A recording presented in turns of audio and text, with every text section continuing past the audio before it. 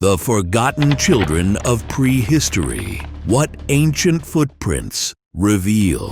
Scientists just discovered 23,000-year-old footprints of children playing in mud. And what they reveal about prehistoric childhood will completely change how you see human nature. When we imagine prehistoric life, we picture adults hunting mammoth, crafting tools, and struggling for survival in a harsh, unforgiving world. Children, if we think of them at all, are usually portrayed as miniature adults, serious, focused on learning survival skills, with little time for the carefree activities we associate with modern childhood. But recent discoveries of ancient footprints are revealing a completely different story. From New Mexico to Australia, from the shores of ancient lakes to the floors of prehistoric caves, archaeologists are uncovering evidence that prehistoric children lived remarkably rich, playful lives that would be instantly recognizable to any modern parent. These tiny footprints, preserved in mud and sand for tens of thousands of years,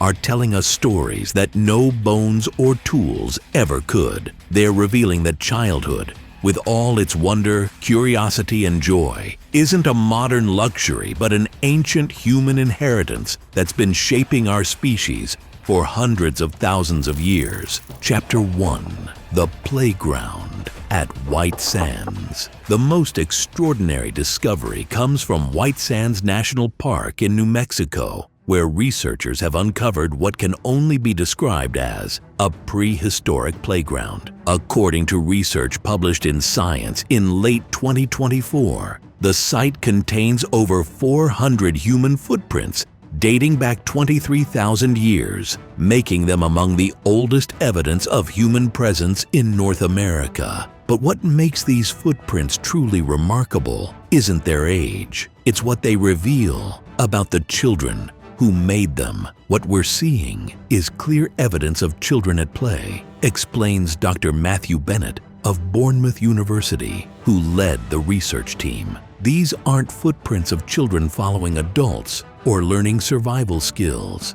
These are the tracks of kids having fun. The footprint evidence is unmistakable. Researchers found circular patterns where children appear to have been playing Ring Around the Rosie or similar games. There are tracks showing children running in zigzag patterns, jumping over obstacles, and even what appears to be a prehistoric game of follow the leader. But perhaps most touching of all are the tiny handprints found alongside the footprints, evidence that children were playing in the mud, just like kids do today. Some prints show children who appear to have been sliding on their bellies through the wet sediment, leaving behind traces of pure, joyful play that survived for 23 millennia. The implications are staggering. These children weren't just surviving, they were thriving. They had enough security, enough food, and enough community support that they could spend time simply being children, playing games that served no survival purpose other than the fundamental human need for joy and connection. Deep origins, insight. The capacity for play isn't a luxury that emerged with civilization. It's a fundamental human trait that's been essential to our species' success for tens of thousands of years. Chapter 2. The Teenage Trackers. Even more fascinating are discoveries that reveal how prehistoric children learned and developed skills through activities that blur the line between play and education. Recent analysis of footprints from Willandra Lakes in Australia, published in the Journal of Human Evolution in early 2025, has uncovered evidence of what researchers are calling apprentice tracking, footprints showing children and teenagers following adult hunters, but not in the way we might expect. The tracks showed children experimenting with different walking patterns, trying to step exactly in adult footprints, and even what appears to be deliberate practice of tracking skills, notes Dr. Steve Webb of Bond University, who analyzed the 20,000-year-old prints. If you're enjoying these revelations about prehistoric childhood, make sure to hit subscribe now. In our Origins Explored series, we're uncovering the hidden stories of early human life that mainstream archaeology rarely discusses. But here's what makes these discoveries truly remarkable. The children weren't just mimicking adults, they were innovating. Some tracks show young people taking detours from the main group, exploring side paths, and even what appears to be deliberate experimentation with different hunting approaches. One set of tracks tells a particularly compelling story. A teenager's footprints show them following an adult tracker for several hundred meters, then breaking away to investigate something that caught their attention. The prints reveal the young person circling an area, examining it from multiple angles, then rejoining the group. Classic signs of curiosity-driven learning that any modern parent would recognize. This challenges our assumptions about prehistoric education. Rather than rigid, survival-focused training, the evidence suggests children learn through exploration, experimentation, and yes, play. They were encouraged to be curious, to investigate, to try new approaches, even when those approaches might not be immediately practical. Chapter 3. The Cave. Artists' Children. Perhaps the most moving discoveries come from prehistoric art sites, where researchers are finding evidence that children weren't just observers of adult creativity. They were active participants in the artistic traditions that defined their communities. Analysis of hand stencils in caves across Europe and Australia has revealed something remarkable. A significant percentage were made by children and teenagers, but recent discoveries go far beyond simple handprints. In Cueva de las Manos in Argentina, researchers have identified what appears to be a children's art gallery, a section of cave wall where the artwork is consistently smaller, simpler, and shows the characteristic style of young artists learning their craft. The paintings include animals that are clearly recognizable, but rendered with the charming imperfection of children's art. We can literally see children learning to paint, explains Dr. Inés Domingo of the University of Barcelona, whose team made the discovery. There are clear progression sequences where you can see a young artist getting better over time, with adult corrections and guidance visible in the layered paintings. But the most extraordinary find comes from Pechmerle Cave in France, where researchers have discovered what can only be described as prehistoric finger painting. Tiny finger marks in clay, clearly made by children, show deliberate patterns and designs that serve no practical purpose. They're pure artistic expression.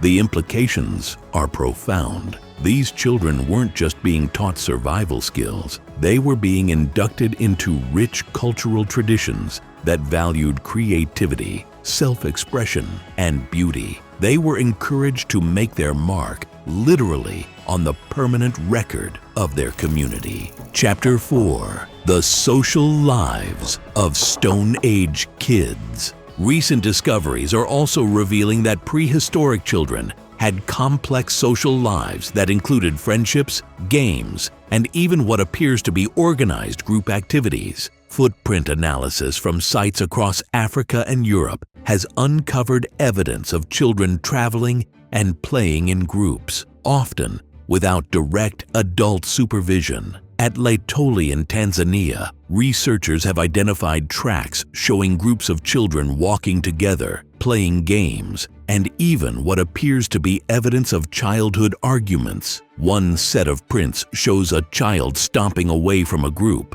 then circling back to rejoin them. The social dynamics we see in these footprints are remarkably similar to modern childhood behavior, notes Dr. Cynthia Lutkus-Pierce of Appalachian State University. These children had friendships, they played together, they had conflicts and reconciliations, all the social experiences we consider essential to healthy child development. Even more intriguing are discoveries from Happisburgh in England, where 800,000-year-old footprints show what appears to be a mixed age group of children and adults traveling together. The arrangement suggests a community structure where children weren't just appendages to their parents, but integral members of social groups with their own relationships and roles. The evidence suggests prehistoric children enjoyed a level of freedom and social interaction that might surprise modern parents. They explored, they played, they formed friendships, and they were trusted with a degree of independence that allowed them to develop their own social skills and cultural understanding. Deep origins. Revelation. The village it takes to raise a child isn't a modern concept. It's an ancient human tradition that's been essential to our species' success for hundreds of thousands of years. Chapter 5. What prehistoric children teach modern parents. The most profound implications of these discoveries aren't about the past. They're about understanding childhood and human development today. The footprint evidence reveals that many of the things we consider essential to healthy child development, play, creativity, social interaction, exploration, and yes, even a certain amount of independence, aren't modern inventions, but ancient human needs that have been shaped by hundreds of thousands of years of evolution. Understanding how prehistoric children developed gives us crucial insights into what children need to thrive, explains Dr. Peter Gray, a developmental psychologist who studies the evolution of childhood. The archaeological evidence suggests that play, exploration, and social interaction aren't luxuries, they're biological necessities. This has profound implications for how we think about modern childhood, the current epidemic of anxiety and depression among children, the challenges of screen time and social media, the debate over structured versus unstructured play. All of these might be better understood through the lens of our evolutionary heritage. The prehistoric children whose footprints we're discovering weren't just surviving, they were developing the cognitive flexibility, social skills, and creative thinking that would make them successful adults. They did this through play, exploration, and rich social interaction within supportive communities. Perhaps most importantly, the evidence suggests that childhood itself, the extended period of learning, play, and development that characterizes human young, isn't an accident, but an evolutionary strategy. The children who played in the mud at White Sands, who experimented with tracking at Willandra Lakes, who painted on cave walls across the world, were developing the very traits that would make our species successful: curiosity, creativity, social cooperation, and the ability to learn and adapt. The forgotten children of prehistory weren't so different from the children in our lives today. They played, they learned, they created, they formed friendships, and they were supported by communities that understood the fundamental importance of childhood to human development. In their tiny footprints, preserved across hundreds of thousands of years, we can see not just where we came from, but what children need to thrive, and perhaps how we can better support the next generation in developing the same curiosity, creativity, and resilience that carried our species through the challenges of the prehistoric world. To watch the latest on how early humans lived, click this video here.